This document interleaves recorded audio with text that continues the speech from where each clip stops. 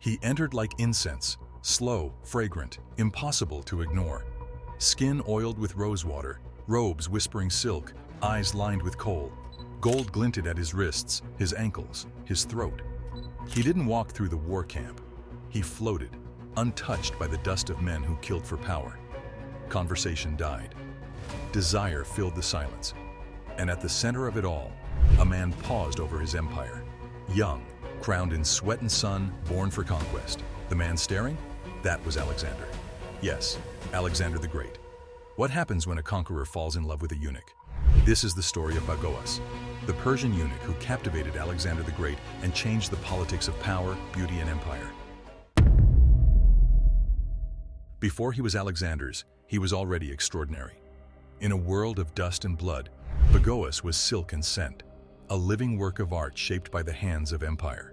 He was not meant for the battlefield, but for the chamber, the court, the gaze. Everything about him was cultivated. His walk, his voice, the tilt of his chin. He did not command armies, yet kings listened. He did not hold power, yet power bent toward him.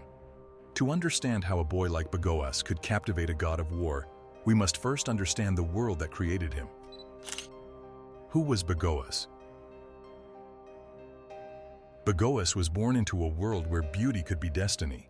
A Persian eunuch raised in the luxurious courts of the Achaemenid Empire, he was trained in refinement, seduction, and politics. After the fall of Darius III, Begoas was captured and presented to Alexander the Great. But what should have been a footnote in conquest became something far more intimate. Alexander didn't just take him, he kept him, publicly, proudly. Their relationship blurred the lines of conquest and companionship, politics and passion. This wasn't just about sex, it was about presence, influence, and an open declaration of love at the heart of empire. In a world where masculinity was tied to warfare, Begoas rewrote the script. A soft-bodied boy, marked by castration, became the emotional center of a conqueror's world. It wasn't scandalous because it was hidden, but because it wasn't. In a world ruled by men for men, Begoas took his place not in the shadows, but beside the throne, powerful and undeniable. The Persian Court. The Achaemenid court was no stranger to queerness. In fact, it institutionalized it. Eunuchs like Begoas were part of a long-standing Persian tradition of gender fluidity within the royal court. These boys, often castrated before puberty, were trained not only as servants, but as cultural elites, fluent in poetry, music, politics, and seduction. Their bodies, neither fully male nor female, became canvases of aesthetic devotion. Painted and robed in luxury, they existed at the intersection of art and desire. In this world, this wasn't just accepted, it was cultivated. To be desired by a king was not only expected, it was an honor. And Begoas, by all accounts, was exceptional. His beauty was renowned, his demeanor graceful, his wit sharp. When he entered Alexander's world, he carried this legacy of Persian sensual power. To Macedonians, his presence felt alien, threatening. To Persians, he was divine order, a manifestation of elegance and courtly love. In a world where warriors took pride in brutality, the Persian court made space for pleasure. And Begoas was one of its most exquisite creations, a walking contradiction to everything the Macedonians thought they understood about strength. The Conqueror and the Courtesan. It wasn't just lust, it was something more layered, more dangerous. When Alexander the Great took control of Persia, he also inherited its customs and its people. Among the treasures of Darius III's court was Begoas, by then a teenager already renowned for his beauty. What followed was not simply a romance, but a reshaping of power dynamics. Alexander, a god of war to his men, defied them by choosing Begoas openly. He didn't hide him, he celebrated him. At public banquets, Begoas poured his wine. During ceremonies, he stood beside the king. Their most famous moment came when Alexander kissed him in front of a cheering army. This was not ancient Greece's ideal of heroic male love between equals. A king and a eunuch, a conqueror and a courtesan. Together they challenged everything. And yet, Alexander didn't care. His affection was theatrical, deliberate, and powerful. By placing Begoas in his court, he wasn't just embracing a lover, he was adopting Persian cultural values. For the Macedonians, it was a humiliation. For Begoas, it was a triumph. He had seduced not just a man, but an empire. And in doing so, he transformed from prisoner to partner, from object of desire to subject of power. Their affair wasn't a side story. It was part of the empire itself. In embracing Begoas, Alexander not only rewrote his own narrative, but also defied the traditional expectations of a conqueror. Their love introduced an alternative vision of masculinity that was grounded in emotional depth rather than physical dominance. Alexander, despite his legendary status as a warrior king, showed that vulnerability was not a weakness, but a strength. His affection for Begoas allowed him to express a different side of himself, one that embraced intimacy, tenderness, and a shared bond beyond the battlefield. Begoas, in turn, represented the nuanced spectrum of power. He wasn't defined by his body, but by his influence, his grace, wisdom, and ability to captivate those around him. In their relationship, love became a weapon of its own, a declaration that power could come in many forms, not just through conquest, but through connection, respect, and the courage to defy convention. Together, they redefined masculinity, fusing strength with softness. Day in the life of Begoas. Imagine him rising at dawn, his attendants anointing his skin with scented oils. Silk wraps his body, sheer and embroidered, catching the morning light. Begoas begins his day, not with weapons or orders, but with song and scent. His duties are intimate, entertaining, advising, seducing.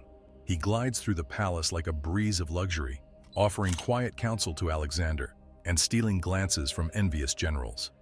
His chambers overflow with gifts, rings, perfumes, rare fabrics. He dines from gold, dances in moonlight, and sleeps on linen soaked in jasmine. He is no soldier, but his presence is calculated as a battle plan, constant, deliberate, and utterly queer. This is no idle pleasure boy. This is a man whose body is his currency, whose softness is strategy. In his world, to be desired is to hold power, and Begoas is powerful. Every choice, from the curl of his hair to the color of his robe, is political. He turns femininity into influence, his personality into court advantage. Through elegance, he subverts masculinity. Through silence, he commands. Every day is theater, and in the grand stage of empire, Begoas plays his part to perfection. He is not just Alexander's lover. He is a symbol of sensual rebellion, a reminder that power need not wear armor. The jealous generals and politics of pleasure. Not everyone admired the boy in silk. Begoas' presence at court sparked resentment, particularly among Alexander's Macedonian generals. They, forged in blood and battle, saw Begoas as a dangerous distraction, a soft foreign body in the hardened world of conquest. But their disdain masked fear. Begoas had the king's ear, his bed, and perhaps even his mind. The generals feared influence dressed in perfume. They didn't hate the love, they hated the power. In their world, to love another man was acceptable only under certain terms, between equals, in youth, in secrecy. But this, a eunuch elevated to near royal status? This was a challenge to their masculinity, their hierarchy, their world. Yet Begoas thrived. He knew when to speak, when to retreat, when to smile. His weapon was timing, his strategy, intimacy. He played the court like an instrument, and Alexander, willingly, danced to his tune. Behind every conquest, a whisper in silk. Begoas didn't need a title. His role was clear. He was the pleasure the king chose over politics. And for that, he was dangerous. Queerness here wasn't just about sex.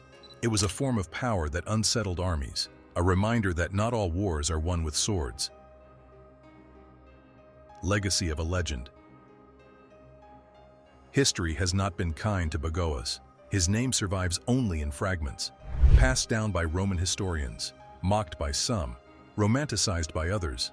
In the centuries that followed, he was often reduced to stereotype, the manipulative concubine, the exotic distraction, the soft interloper in a man's world. But these fragments hide a deeper truth. Begoas was not a footnote, he was a force. His presence challenges the way we understand power, love, and legacy. He challenged the notions of an empire and lived unapologetically within its contradictions. While other men are remembered for the wars they fought, Begoas endures because of the man he loved and the world he disrupted. In many ways, his legacy lives in every queer body that has refused invisibility, every soft presence that reshaped hardened spaces. He is proof that history is not only made in blood, but in touch, in glance, in whispered influence. A boy, a lover, a queen without a crown, Begoas remains a ghost of power. Final reflection. What if history had celebrated Begoas, not just recorded him? What if our monuments weren't only to warriors, but to courtesans, lovers, and icons who bent empires without ever lifting a blade? Begoas reminds us that queerness is not a modern invention, but an ancient force, soft, strategic, and powerful. He turned survival into elegance, love into politics, kisses into power. In his story, we find a blueprint for another kind of power, one that does not conquer, but seduces, that does not silence, but entices. Begoas is a reminder that empires fall, but beauty endures, that gay lives have always mattered, even when history tried to erase them.